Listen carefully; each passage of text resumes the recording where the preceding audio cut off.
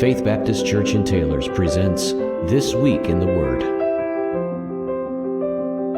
Well, thank you again for joining us at This Week in the Word at Faith Baptist Church in Taylor, South Carolina, a podcast and video series where we really focus on things that are happening here at Faith Baptist Church and a focus on really what's happening the week of as we speak about these things.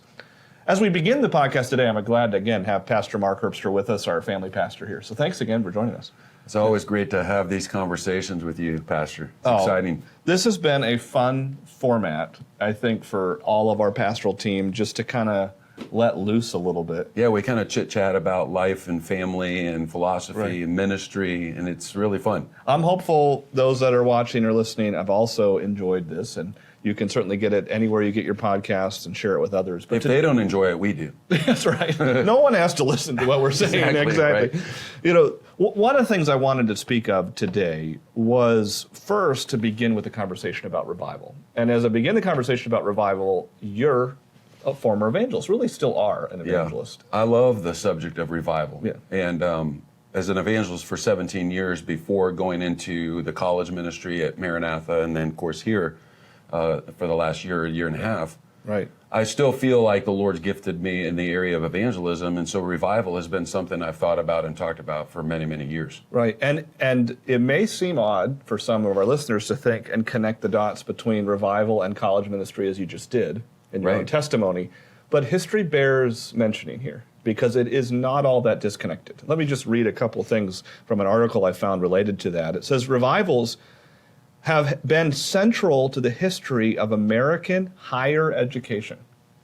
The first Great Awakening of the 1740s directly or indirectly produced several colleges, Princeton, Dartmouth, and Brown, that would later become the illustrious Ivy League. Mm-hmm. The second Great Awakening of the early 1800s produced even more institutions of higher learning than the first awakening did. It's a very fascinating thought. And really sad when you think about those very institutions you just mentioned, right, which literally have nothing to do with God much anymore. Right. But they historically were involved in seeing great revivals. Great revivals, and started for the principal purpose of training ministers and solid Christians. Right. Here's the article. It says, consider the Yale College revival during the first Great Awakening. The school had been founded by conservative Congregationalists in 1701, giving it deep roots in Puritan tradition. Jonathan Edwards, the leading theologian of the Great Awakening, graduated from Yale and taught there for a few years in the mid-1720s. Today's Yale may be a typical elite secular school, but in 1740 it was thoroughly Christian. It proved more open to revival than Harvard College, which was already becoming influenced by liberal theology. But even at Yale, the Great Awakening caused great controversy as it began. The primary earthly catalyst for the Yale revival of that time was George Whitefield. That scratches an itch for Mark Herbster. My goodness. Yes. And I could talk about George Whitefield for a long time because I've studied him quite in depth and written about him. Even part of my dissertation included excerpts about George Whitefield. But he is, in my opinion, the classic example of a biblical evangelist that we find throughout church history, which is why he became my church history hero. Right. And remembering that he was from England and he was originally Anglican, but God rescued him from Anglicanism and brought him to a true faith in Christ. At one point, ministering not too far from here in Georgia. Yes, he started there. I've visited places in Charleston, in Georgia, and in Charleston, South Carolina, where he actually preached. Yes, and established ministries. Yeah, and of course he had an orphanage here that he started. It's amazing as well. But so he saw revival in many different places. He saw revival in England, of course, but he was greatly used here in America. And recently, the most recent testimony of Whitefield was this Great Awakening film that came out, movie that came out. I have not seen that yet. I've and it's actually worth watching. It's really very accurate to church history and shows George Whitefield coming to Philadelphia and his connection and his friendship with Benjamin Franklin. Interesting. And one of the things, of course, I really respect is the fact that he was a doctrinal preacher, but he did doctrinal expositional gospel preaching with power and authority. That's awesome. And a loud voice, which some people have told me I have a loud voice, so I don't know if I'm George Whitefield or not, but I love to claim that. That would be, he's my hero. Well, it's fascinating, and this is why I'm bringing up this as kind of introduction material to what we're talking about today. Whitefield, and we're going to get into some of the other revivals hopefully later during our conversation, he was instrumental of God in starting a revival here in America through predominantly what began the conversation, a series of messages and lectures he gave at Yale, a college setting. And God got a hold of college students' hearts and their youthfulness and their energy and their passion for the Lord really through that college ministry began to create a sweeping revival that we still talk about years later. Yeah. But it started in this college-focused ministry. And to that end, I think it's good for us as a church here in Greenville, South Carolina, to go ahead and talk about college ministry. I get excited just hearing you talk about it right now. Right. And to think about what happened in those years that you were just mentioning and what's happening even in our day in the higher learning space in the college environment. It's a huge opportunity. Huge opportunity to take these young people that are just on the precipice of a lifetime of service for God, to shape their thinking, to disciple them, to make good decisions, and to also energize them for a long lifetime of ministry for the Lord. And whatever occupation, I used to say when I was working at the college, whatever occupation is an opportunity of ministry. Absolutely. Every occupation is an opportunity of ministry. Well, Luther used to say there's no difference between the secular and the sacred. Of Yeah, course, in that's a good way to his say it, too. ministry, he was thinking in terms of the hierarchical system they'd placed in the Catholic Church, where you had the clergy and the parishioners, you know. Yeah, And right, he's right. saying, no. Every person's responsibility before their God is to worship him in the environment that God has This is placed just them. a little side note on that, but this is why I have been burdened ever since I did become an evangelist. Right. To make sure that my preaching towards full-time Christian ministry surrender was also balanced with this reality that not everyone is called to full-time ministry as far as a pastor, evangelist, missionary, but everybody is to be a full-time minister. Right.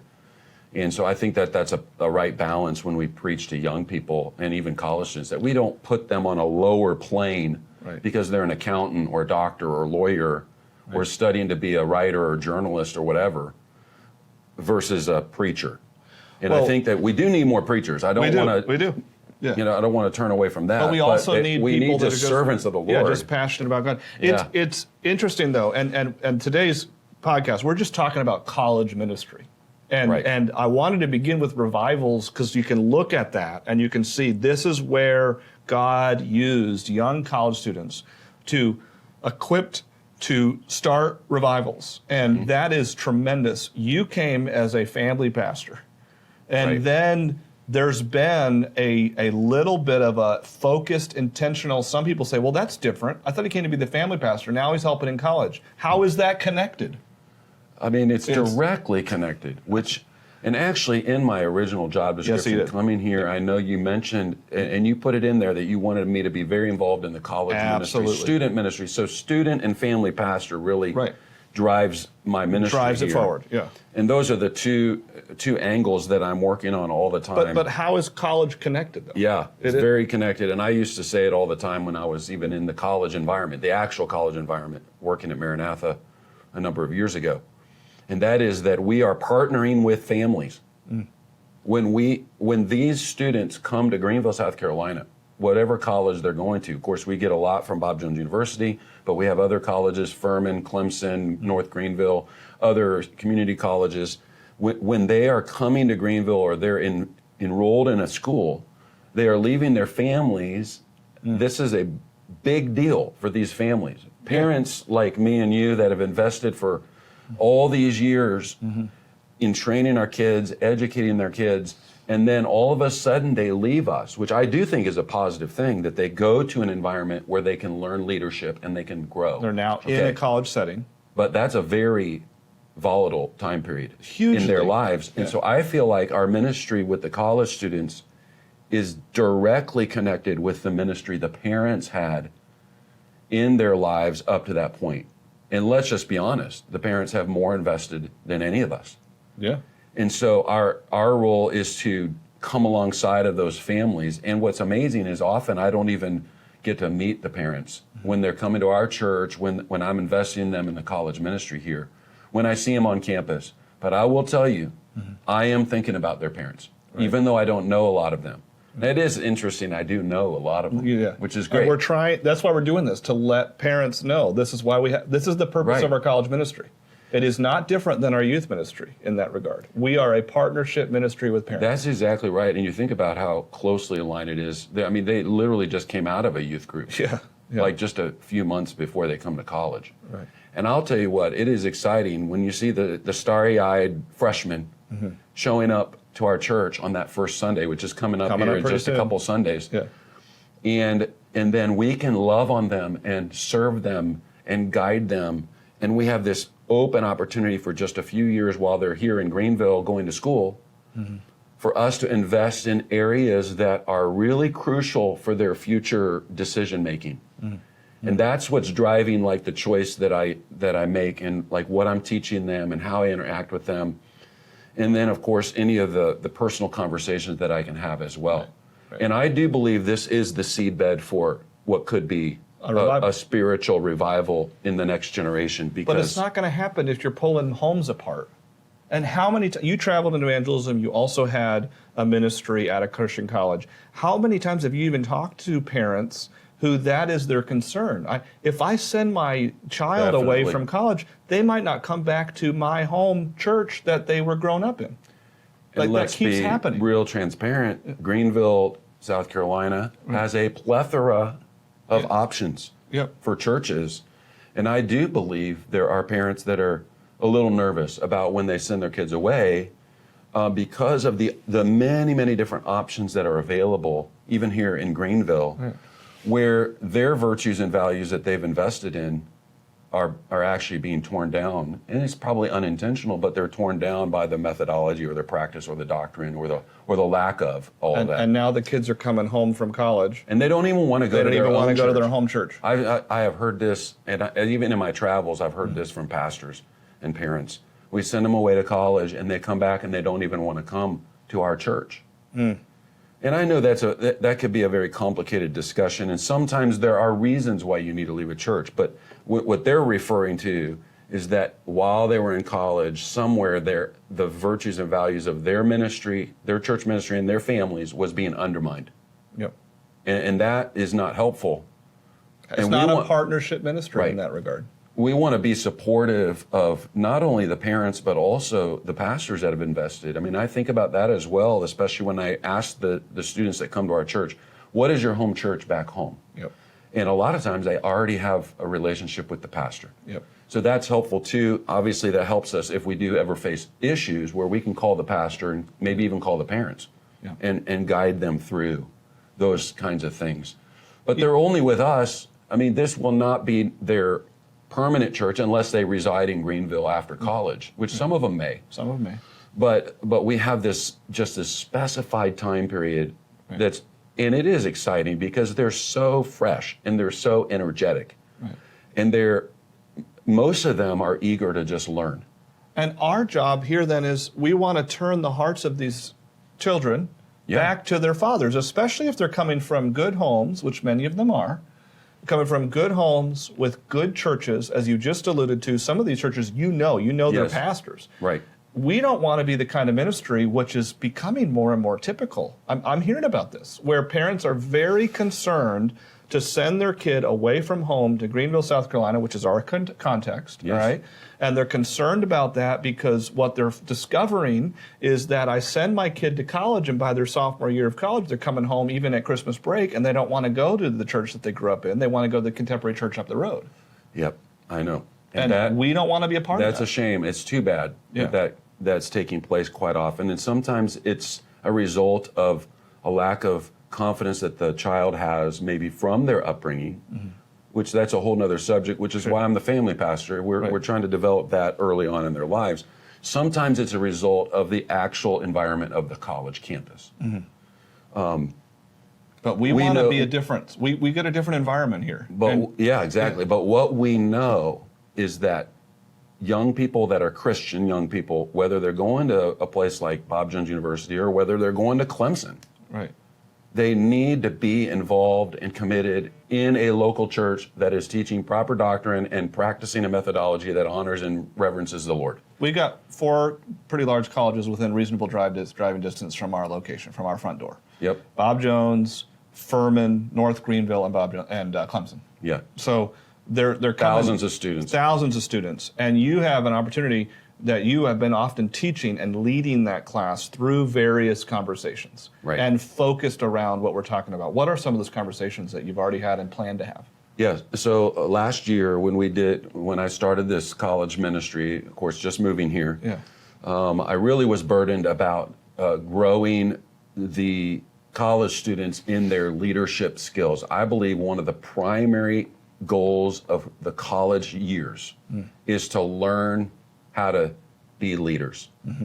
And here was my first subject that I dealt with, and I'm sure I'll have this on a rotation for every 3 or 4 years or whatever. Right. But my first subject was, because of the necessity of college students evaluating their own lives, it was leaders leading themselves.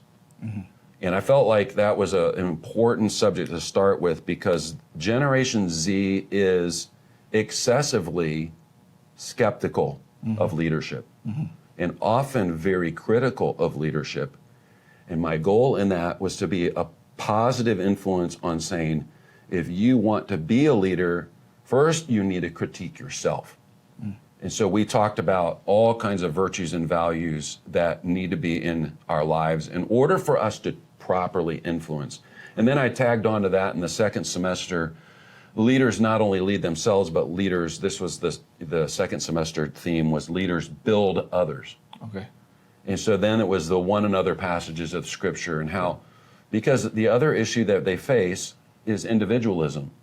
And we're in a very individualistic society where young people don't want to get into other people's lives. They want to have their close friendships and relationships that kind of make them feel good about life and themselves.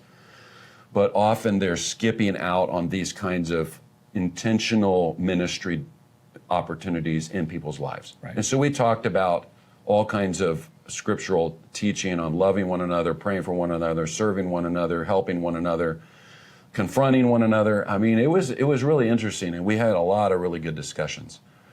My goal this year, as we enter into a new school year, is we're starting a series on the local church. Okay. And I'm calling it Choose Your Church. Right. And here's the premise or the underlying philosophy behind why I chose this theme. Right. I'm concerned that these are crucial years for college students to determine how they're going to make their decision after graduation. All right, maybe I could ask it this way. If the student graduates tomorrow and they move to a new city, what would determine the church they join? Where would they get the criteria or the thought processes? What would guide the thought processes for them to choose the church they're going to attend and commit themselves to in some local, in some community across America? Right. So at the heart of this whole discussion will be developing a commitment to a lifetime of faithfulness to the local church. Right. And so you can go many different directions with that, which is awesome. I love that, because that's such a need to be, hey, we're committed to what Christ is committed to. And Christ said, I will build my church. Right. I'm concerned, as I've been working in the college environment a number of years now, and then of course even here working in the college students' lives, I'm concerned that there are particular cultural philosophies that are attacking the younger generation's commitment to the church. Yep. And Colossians 2:8 says, beware lest any man spoil you through philosophy and vain deceit, after the traditions of men, after the rudiments of the world, and not after Christ. So the philosophies that are taking our young people captive are things that also will prevent them often from being fully on board with a local church. I want to come back to this, because I want to make sure, as our listeners, even some of our local church listeners here at Faith, are understanding the balance that you've now struck in our ministry. You are with the college students, Yep. and then you are with the young families, and Right. you're doing both. How Yeah. are you working out that balance? Yeah, that's a great question. And it is a little bit of a challenge. It's a little tricky to get the schedule all right. But what the plan is that we actually have every other week we have teaching and then group discussion. Based on the teaching from the week before. Exactly. Okay. So both of the classes will go back and forth from that, which means I'm going to be doing the majority of the teaching unless I have a guest speaker or something. But then when I'm teaching in the other class, then the college class would have a group discussion, and we have group leaders, and I facilitate them, and I actually give them the group discussions, the questions. I lead them up to that. That allows for us to have kind of a little bit of a lecture style 1 week. There's always give and take even in those as well, but then the next week is completely a discussion group where they can actually communicate with one another, feel like they're assimilating to our local church, and also get to know, by way of fellowship and friendship, our group leaders and other students, and of course in the family class, other families. I just wanted to help connect the dots for our local listeners. And they're saying, so wait, we've heard Mark talk about his family conversations class. Now we're hearing Mark talk about his college class. How much does this guy do? And the answer is a lot, actually. And we're thankful for that. What's amazing, Pastor, is these are the real heavy burdens that I have carried for a number of years. So you're carrying both into this. I will tell you that when I was serving in the college environment full time, that my burden was still for their families. Right. And which is why whenever the parents came to the campus, I was handing them my business card. You can ask them. We had parents just this past Sunday that were visiting our church. They walked in. They didn't even know I was here. I didn't know they were coming. And their son was in my department at Maranatha all 4 years that he went through Bible training. And now he's serving the Lord. He's married. He has a baby, and he has one on the way. And I have a tight connection with that family because of that student. Right. So that's a perfect example of how it works together. That family has had confidence in my ministry with their son because I was connecting the dots between their family in the college ministry. That's what we want here. And that's what we're doing here. And so I have a burden for the college students, I think partially because of my family emphasis, but also, as well as you have this burden as well, but also my burden for just seeing young people. I mean, give your lives to the Lord. Well, I mean, get your eyes off of the wealth of this world, though you may get wealth, but make sure your eyes are on full surrender of God, full surrender to ministry. Yeah. And I believe that's so exciting potential. The potential with the college students is amazing. And they will be the next parents too, by the way, most of them. And get back to the revival conversation that led off this podcast. Yeah. Right? I mean, I know. That's revival. That's revival, right? And then it started through these college classes. There's other neat anecdotes like September 1741. So September 1741, Jonathan Edwards delivered a lecture called The Distinguishing Marks of a Work of the Spirit of God. Yeah. He did that at Yale's commencement. Yeah, and that was the first, when you told me that was the first time I had heard that. I'm very familiar with that document. Okay, yeah. That he must have presented a lecture form of the pamphlet because he produced this pamphlet, that pamphlet, which was spread across the colonies, called The Distinguishing Marks of the Spirit of God. And I think it had a longer title and everything as well. Yeah. But I didn't realize he actually did that at the college. At Yale's commencement. That's an amazing thing because I know what those distinguishing marks are. But one of them is that you love the scriptures more. Right. And one of them is that you attack the kingdom of Satan. And one of them is that there's a greater love for the brothers and sisters in Christ. Wow. These are the characteristics that define a genuine revival. Well, and here's where coming back to college class is pretty exciting. So Edwards delivered that. It was the beginning of Edwards' effort to biblically discern these signs of true revival. Right. When he did this, some of the college faculty at Yale opposed him, began to oppose Edwards' statements on that. Wow. Whitfield, who had already seen God work to start a revival, begins to join Edwards' cause and say, no, this is the marks of the biblically, this is what it actually revival should be. Actually, I have all 5 of them. You named, 2 of them. The other one would be, not in the order you gave them, but an enhanced glory for Jesus. Right. damage to the interest of Satan. Yes, attacking Satan's kingdom. A people's greater regard for the Bible and love their for Scripture. greater love for God and their neighbor. Yes. There's your 5. I know. And as a result, some that know church history may know this name. David Brainerd was sure. so convinced Edward was correct, he began to stir it up amongst his own student body. And a revival began to take shape in the 1740s in an amazing way, again, through a college campus. Yeah. So for us, I'm looking at it and going, hey, we got college students that are about to join Greenville coming in from other parts of the country, some maybe from around the world, but mostly from the U.S. We have a remarkable opportunity to see God do something, and we better not waste it. Yeah. I feel like stirring up those kind of results in the lives of, those are the distinguishing qualities that we're shooting for. Greater esteem for Jesus, lifting up. You preached about this just this week, that Christ is all and in all, and that he is the focus of our life. Greater love for the Word of God. And it's really exciting to see the young people, the college students, get fired up about it. Right. And as they're getting the academic training, which, by the way, this was exactly the history of Whitefield and Wesley. They were in the Holy Club in Oxford, I believe, or Cambridge, one of the schools over there in England. Right. And they were in the Holy Club when they got on fire for God. Right. And they started having all these conversations about, like, what is God going to do in our lives? And both Wesley and Whitefield were greatly used of God, but it started when they were in the intellectual community and when they were in academic institutions. So I do feel like, yeah, you're right. That's an amazing connection of revival and how the young people are growing and changing at that stage in their life. It's such a remarkable transitional step that God has placed here for us to steward.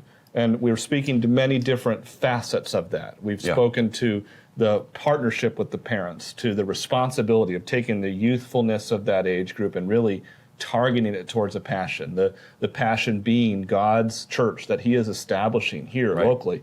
I just want to even say, okay, well, what about the college student that's still about to start as a freshman? Right. They haven't moved, but they're thinking about coming down to Greenville. They know that's the intention that God has for them. What would you say to them as they get ready to start related to what's most important for their beginning tenure there at the university? Yeah, I think, well, definitely, that's a great question. I mean, when I'm thinking about the college student, if I had the chance to talk to every freshman, I would be saying things like, listen, the most important thing about college is not the academic credentials you're getting. The most important thing about college is the development of your heart for God. That comes through relationships, that comes through the environment that you're in, and that comes from a commitment that you give to the preaching of God at a local church, that you're involved and you're committed to a local church that is promoting the virtues and values that you stand on, that you believe in. Those things are worth every dollar that's spent on the tuition of being in the Greenville area. I mean, you think about the money that's being spent to send them. I was just talking to somebody just today about this. It is worth it. The cost not to send them is heavier. It can be. If you don't have them in an environment where they can meet their friends, their spouse, be in a local church that gives them a solid theological and practical foundation, all of that.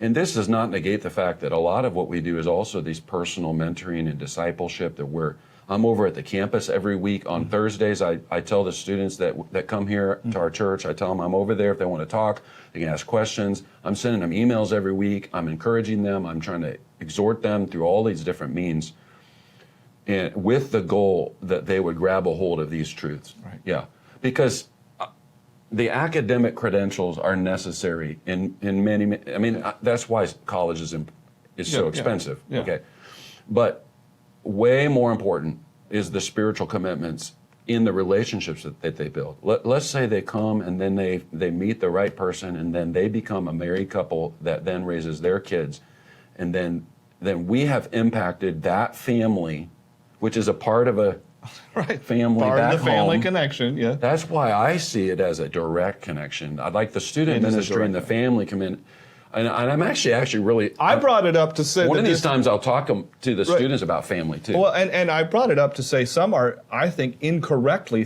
seeing a disconnect they're saying, well, college and family, those are two different things. Excuse me. Yeah. No, they're not. Right. There's two ways that they're intricately connected that you just touched on.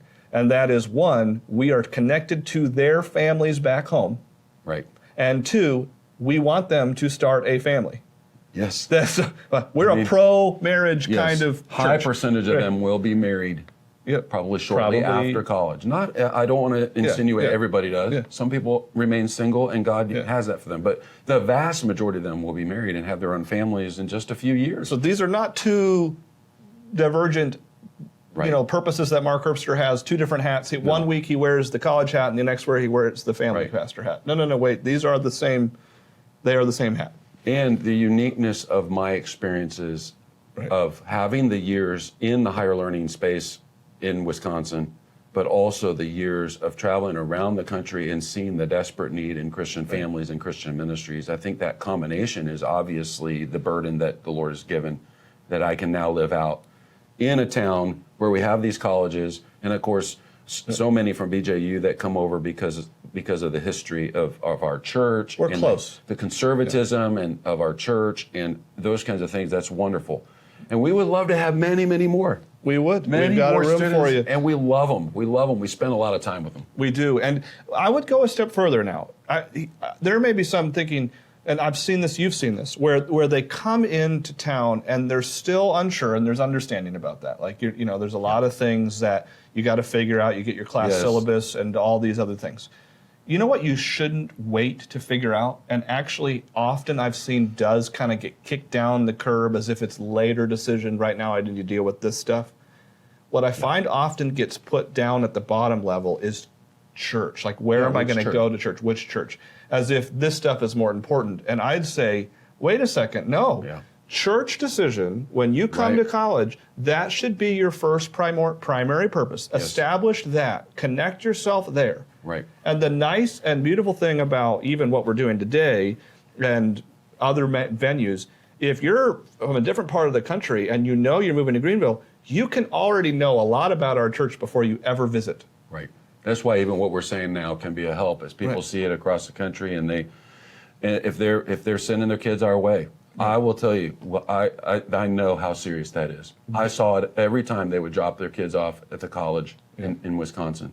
And I want the parents to know they can have great confidence that our church is going to be one that will support them and be a help to them as they continue to disciple their children while they're in college. Right. That's what we hope for. We hope that they can have great confidence in us. I'll give you for instance, that was fun last year. So we have a unique thing that's probably unique to a college town called associate membership. And I had to figure it out when I came here because I was in Florida. We likewise had an associate membership, except for our associate membership in Florida was for snowbirds. This is now so funny. Very retired different. people. Yeah, right. Yeah. This is now very different. Hilarious. One of my favorite things about associate membership happened this past semester of the school year, and that is when we have someone join an associate member here, we actually call the church from which they are full member, their home church, and check, hey, so and so is coming, and then of course we connect with mom and dad. And one of the associate member girls that joined last semester as an associate member, mom and dad, remember this? Yes. Were here in our service. And she kind of came as an associate member, and then people greeted her. And we actually had mom and dad come and stand with her as, people greeted her as an associate member. And what associate membership does is it allows her to understand, and any other people that do it, this is an extension of your home church. We are doing this as stewards, so you will go home to your home church, which is so often tragically not happening. It's a temporary thing. Yeah, we want you to go home to your home church and serve like you're learning to do here. And the associate membership also allows you to right away begin to serve. If you can't get it unless you're a full member somewhere else. So it's a wonderful stewarding kind of partnership. I love that, and what's great is you saw that combination of the parents and the that was such a fun one. The other side note is what's great is we also have quite a few missionary kids. We do. I love that. Unique. It's been a unique. And for me to then connect with their parents through email and just encourage them that we're taking good care of them when they're at church. I see them on campus. These international students it's a big deal for them to move from a different culture Right. and come here and then come to our church. Right. It's such a, I mean, I view it as such a privilege to serve these families. Yep. And if I can continue to do that, we'll take the ones that God brings our way. I would love to have all the freshmen come over. Yeah. Well, we're close enough. They won't all come. There's other churches they can choose. I mean, we're not the only one. No, but if you're not, at least in Bob Jones' case, if you don't have a car, by the way, we can pick you up. Yeah, we run the bus. We run every the bus. service. Every service, even Wednesday Hey, how night. about add us for Radical? Yeah. Come on Wednesday, college night. students, All right. and Sunday night. It's exactly right. I know this is not for everybody, but just as a way of testimony, I committed as a freshman that I would not do my homework on Sundays. And I would, right away from my freshman year through, that was my day to serve God in the church. And you still made it. And I still made it. Yeah. And I can't say that you have to do that to be spiritual. That's not my point. But my point is I wanted to be committed to a local church right away from day one on the campus. I already I knew where I was going to go before I got to campus because I'd read church constitutions, I'd listened to sermons, I had conversations with my parents. I knew where I was going. I was settled on that because in my estimation, and this I do think is where we should lean, that is the most important decision a freshman can make as they start their college tenure. Yeah. Where are you going to go to church? Yeah.